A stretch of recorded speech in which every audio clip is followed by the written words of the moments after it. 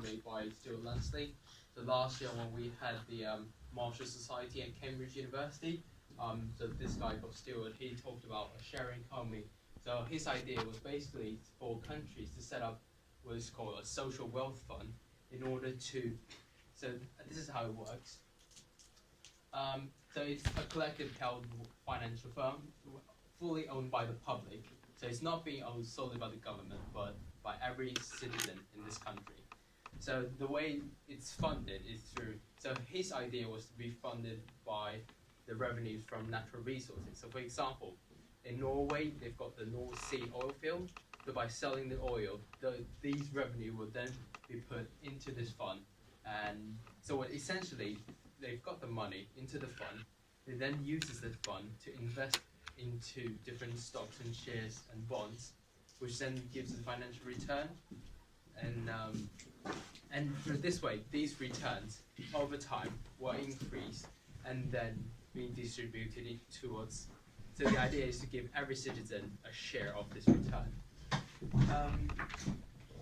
So this fund would be then managed by a board of guardians, which would be representatives from the society, from the government, with financial knowledge, of course, to make these decisions, to make sure that it's independent from a sense of government, and it will help to focus more on making sure that the biggest benefit of the fund is being preserved in the management board. So if we had like the government body managing this fund, then because we have different parties ruling the government, that this could change over time. And so yeah. So why is this a good idea? Well, first of all, it is the idea of universal basic income. So universal basic income means that every citizen is paid a set amount of money over the year. And what the benefit of this is that it helps to ensure they have a basic living like wage, sort of. So even if they're if they're out of work, they will still receive this money, which will help them to further, for example, if they have this money, they can look for training somewhere. They can take an online course. They can at least fund some of their basic living standards. This will then help them to find a new job in the future. And there are a lot of other advantages associated with this. Although this is still a very debated topic because a lot of people doubt whether this will work. Because if you give everyone in the economy some money, apparently some people will might as well just work less or just not work at all. But that's one of the benefits of this. Another idea is that it relies on investment returns rather than tax revenues. So previously, when people thought of the universal basic income, it was more of collecting tax to fund this, like collecting tax from the rich, distributed amongst everyone in the nation. But for the social wealth fund, it is investing into the financial markets, get returns, use that return, then distribute. So if we think in the financial market, if I've got this share at 10 pounds and I sell it for 12 pounds, my profit is £2. But if there's another social wealth fund, so think of the social wealth fund as another player in this financial market. If they can sort of earn profit from it, it will mean that this potential profit has gone from another, say, an investment bank to this wealth fund. So in one sense, it just means that the income in the economy is less concentrated towards the rich. So say if Dan, so say he's an investment bank, this share here is 10 quid, he buys it, he wants to sell it at 13 quid, but then he has to sell it at 12. So if I buy it, I'm the social wealth fund. If I buy it and I sell off that at 13, I make 1 quid, he makes 2 of that. He could have earned 3, but now he's only earning 2. He's still earning, I'm still earning. It just means that he earns less, and the money that I earn can then be distributed among the economy. So that's why this is a better idea than just taxing, because if I just tax him, he might as well just not trade at all, he just move to another country. So this is still a better way than just taxing, and this is why the social wealth fund should work. The third is that it is not owned by the ruling government. So again, it doesn't matter whether it's the Conservatives or the Labour that's ruling. It is the social wealth fund do their job, make sure they earn the benefits, and the purpose of the benefit may vary, but it's partly independent from the ruling government. And the other idea that Stuart was mentioning about was to have these social wealth funds be on a regional level, and because this will mean that it's more efficient in a sense. So if you have this operating on national scale, it might be too large to be managed efficiently.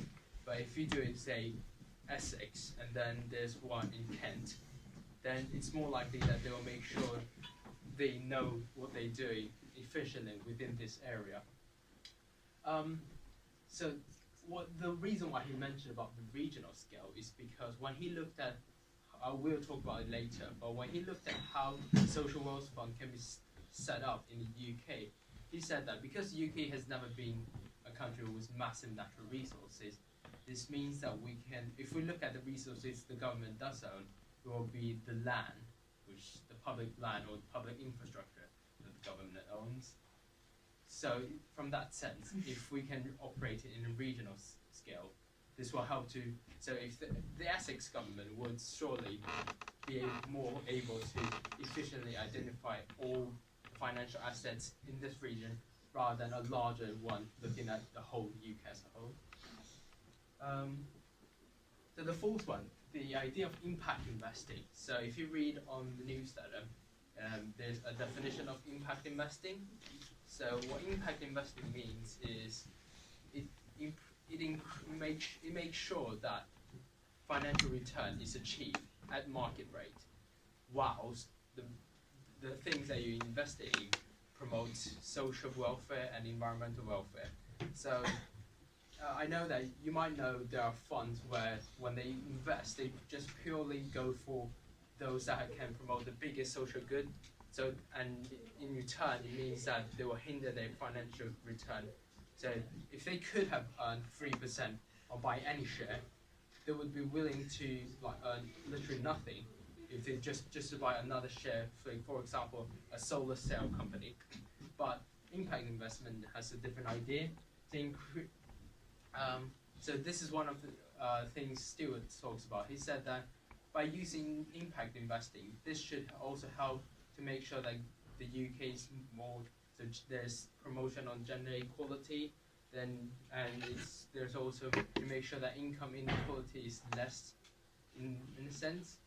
So and it can also help to complement the current caring system. So as we know, the NHS is in a lot of pressure, and there's a lot of debate on how to make sure that we can provide the best healthcare we can possible. With the social wealth fund, there is, in a sense, a new source of finance that can be put into companies that either research into the healthcare system, or they might even produce innovative ideas or provide support for these healthcare systems. And then finally, there's the shareholder influence. So if we think a social wealth fund is literally massive, so the one in Norway is jointly the largest in Europe. So with this massive amount of money, when they invest into companies, it is very likely that they will have a large shareholder, a larger share in the company.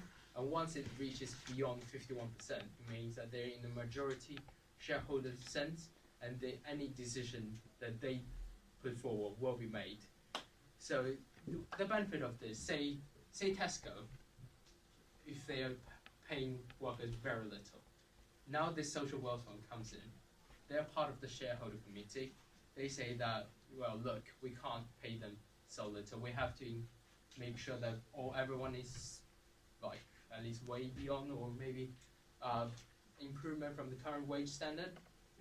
And that will help to protect the workers in a sense. Or maybe there's lack of training, which is what before the investment committee may not, or the managing board at that company may not be thinking of providing training.